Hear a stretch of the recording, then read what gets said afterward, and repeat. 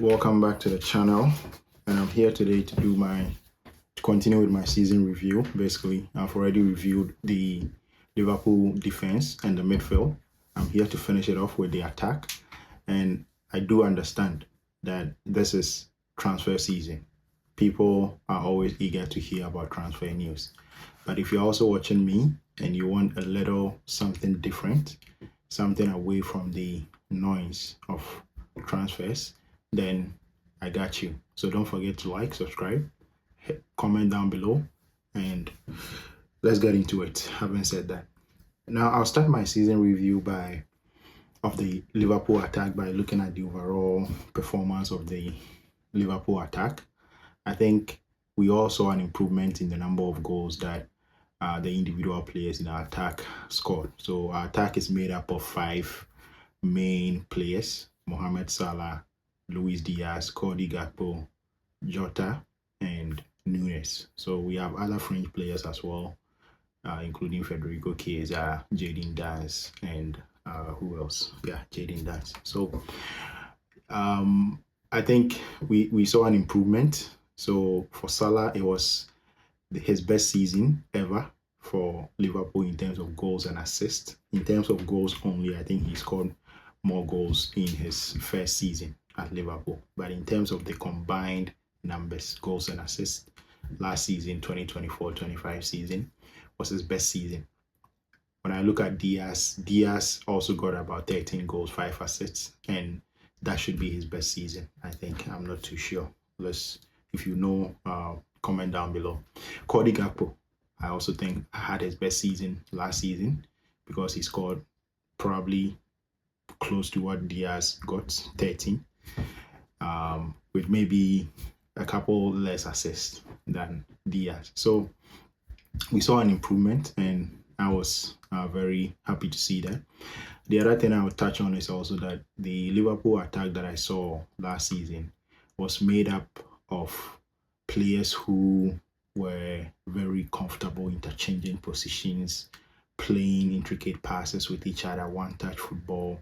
So I really enjoyed watching the Liverpool attack last season. I do agree, or I do accept the fact that Klopp's attack, or the number of times Klopp's team attacked, the actions that we created were much more enjoyable to watch. Last season, we were a bit more controlled. We weren't really going full throttle for the whole 90 minutes. We kind of picked our moments.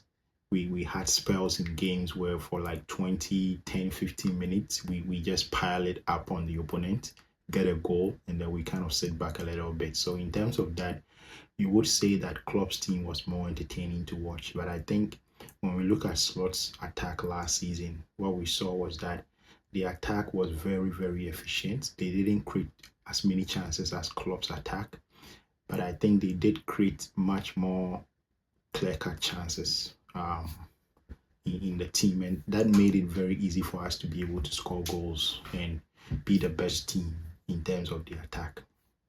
So I'll go on and now look at the individual players in the attack.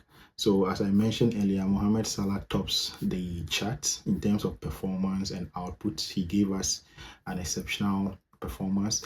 The good thing that I saw in Mo Salah's season is that he started well. So that was very important for us to be able to get that momentum going. At some point in the season, towards the end, he tailed off a little bit. When we entered the new year, I think after February onwards, he wasn't scoring as much, but that is okay. Every player within a 9-month season is expected to have some bad spells, but it wasn't that bad, to be honest. He was still playing well. I think the bad spells that he had were those 2 games against PSG and Newcastle in the Carabao Cup final. So those 2 games weren't very good. PSG away as well wasn't as good as we would have hoped for. So that was Salah's season, and I think going on to next season, I expect that there wouldn't be much of a drop-off, even if there would be. So I expect similar from Salah, he's a finisher, he's a goal poacher, he wants to score goals, and that is what I think Slot is going to set the team up for him to do. One thing that I want to also touch on is that Mo Salah having his best season in terms of goals and assists last season wasn't a fluke. It wasn't because solely due to the fact that Salah is a good player. He's been a good player all this while. He's been there and he hasn't been able to get these numbers. So I think credit also goes to the coaching staff, Slot and his team for setting up the team in such a way that we can get the best out of Mohamed Salah. So when people say that Liverpool were lucky to win the league because we had Salah, Salah has been there for the past 4 seasons and we haven't won the league. So if you want to make that argument, there you go with that. The next person I want to look at is Diogo Jota. When I look at Diogo Jota, I think I expected much more from him than I did get from him last season. So Diogo Jota came in at the beginning of the season, started playing well. I think he got injured, and that also kind of hampered his performance quite a lot. And I think that is mainly the reason why we didn't see the best out of him. But moving forward, what I think is that Diogo Jota, given his injury record, I think out of the attack, I would let Diogo Jota go. I know many people wouldn't agree with me on this, but I would let Diogo Jota go just because of his injury record.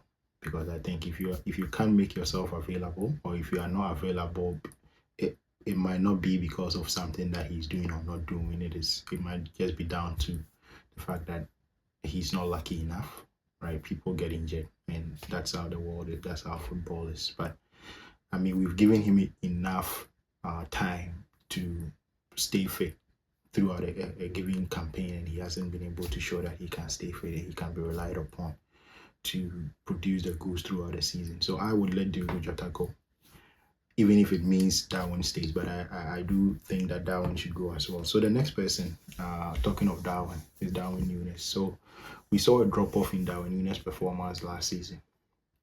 So the first issue that Núñez was having is that, one, he wasn't getting minutes, let alone games. So he wasn't getting minutes even from the bench, and he wasn't getting enough starts in games. So that was a big problem. So for me, what that tells me is that the coach, Arne Slot, wasn't seeing the stuff that he wanted to see in training for him to have wanted to start him in most of the games, to trust him to start most of the games. So that is something that I find very bizarre.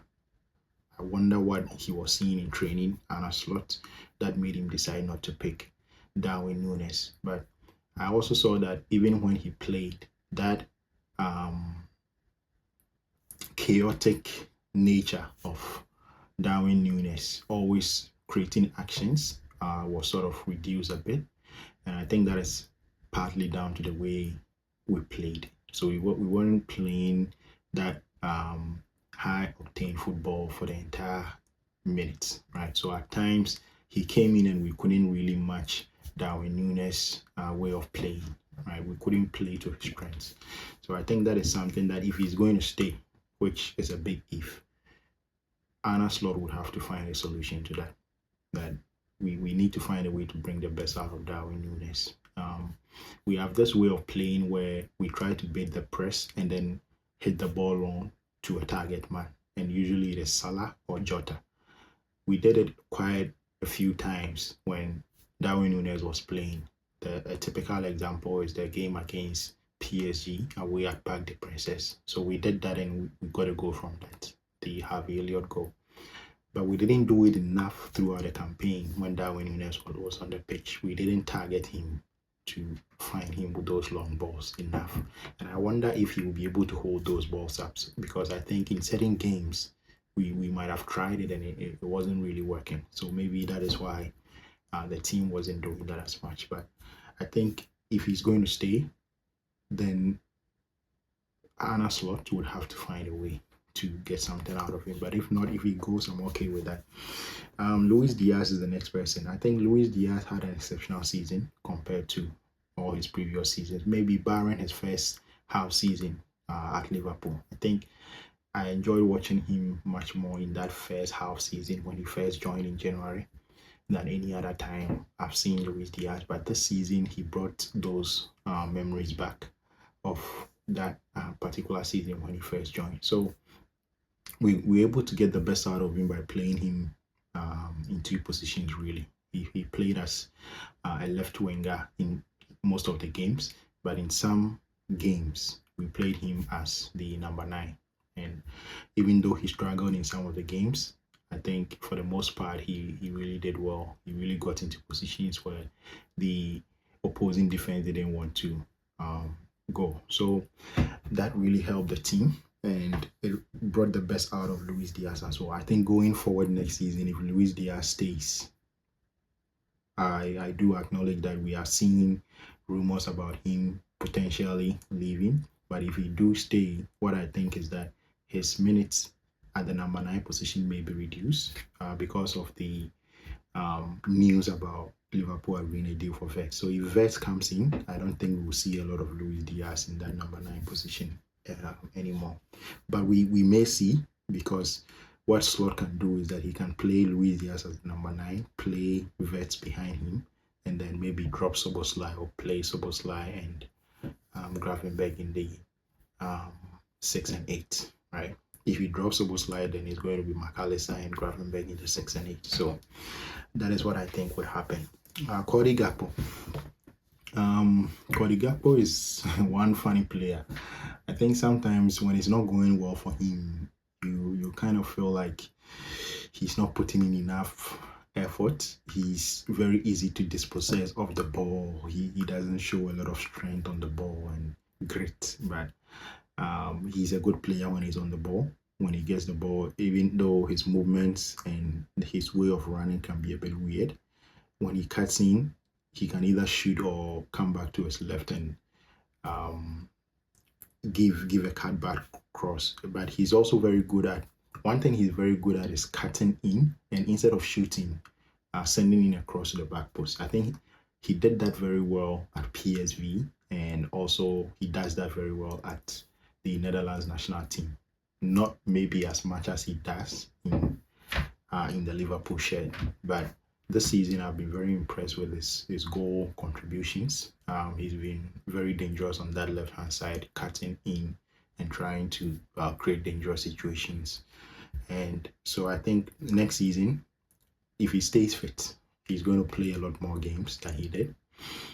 Maybe there's going to be a lot more rotation with him and Diaz, because the idea is to be able to compete on multiple fronts. So maybe one plays Premier League, the other person plays in the Cups and the Champions League. So we'll see more of that. But I was very impressed with Cody Gakpo's season. Now the next person is Federico Chiesa, someone we didn't really see a lot during the season. And when we signed Federico Chiesa, the first thing that came to mind, the first person who came to mind was Arthur Melo. When Liverpool went in to sign Arthur Melo on loan, we didn't really get the best out of Arthur Melo. And when we signed Federico Chiesa, I kind of got it brought back the PTSD of Arthur Melo signing. And I'm afraid to say that is exactly what panned out with Federico Chiesa. I wondered though that with Federico Chiesa, Arne Slot was trying to take his time with him. And if he stays this season, even though there are rumors that there's a high chance he leaves, if he stays, he might be playing more games next season if he stays. So we'll see on that. Next season, what I expect is that Liverpool's attack is going to be much more dynamic. I expect us to score even more goals, create even more chances, be more free flowing. I expect to see more interchange of positions in the attack because of the arrival of someone like Florian Wirtz. Because I think that Florian Wirtz signing, what it's going to do is that it's going to afford Arne Slot the flexibility to change his attacking approach a lot.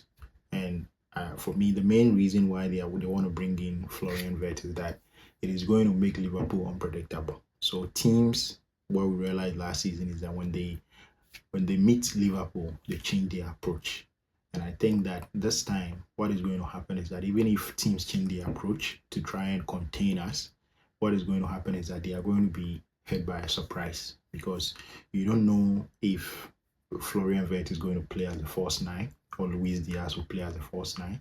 You don't know if he's going to play two number 10s in Florian Wirtz and Dominic Szoboszlai, or he might be playing a box midfield with Florian Wirtz as the tip in the diamond midfield. So there's a whole lot of variations that Slot could go with based on the opponent and also the game state. So there are games in which we might play several different formations in the same game, and I think that is the ammunition that we are going into the season with, and it's going to be very hard for anyone to catch us. So thank you for listening. Don't forget to like, subscribe, and share the video. See ya.